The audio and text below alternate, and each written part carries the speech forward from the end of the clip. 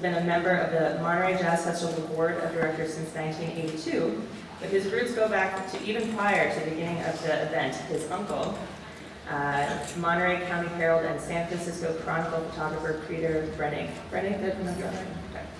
introduced jazz DJ and MJF founder Jimmy Lyons to the Big Sur area, to where Lyons moved in the early 1950s. The Lyons' growing family and the Costellos became close friends. As Lyons began to produce concerts locally, Jim was allowed to attend many of these Monday night shows on the Monterey Peninsula, beginning with Carmel-by-the-Sea in 1955. He raised his hand.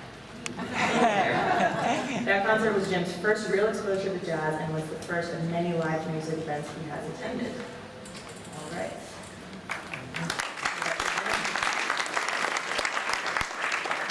Well, it's kind of interesting. Sunset Center at that time was still a school up to 8th grade.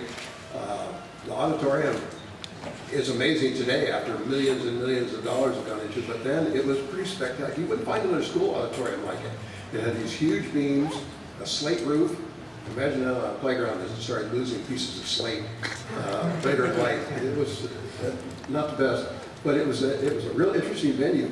Jimmy Lyons used that and every other place he could get on the Monterey Peninsula. If it wasn't available, he used what was in Pacific Grove High School auditorium. He used a theater for a George Shearing concert in downtown Pacific Grove. But Sunset was the home of most of his concerts, and this was his first one. And it was about 1,200 seats then at that day, which was about the size for the two school auditoriums. This is what it looked like on at the inside? Yeah, People and with no people. that is actually I can't even say the word, a symphony concert.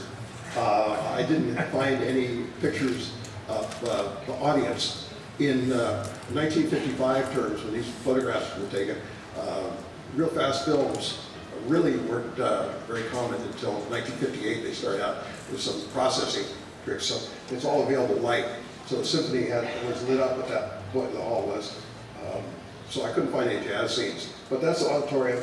You might notice, and this I think was important in remastering, how people were dressed in those days.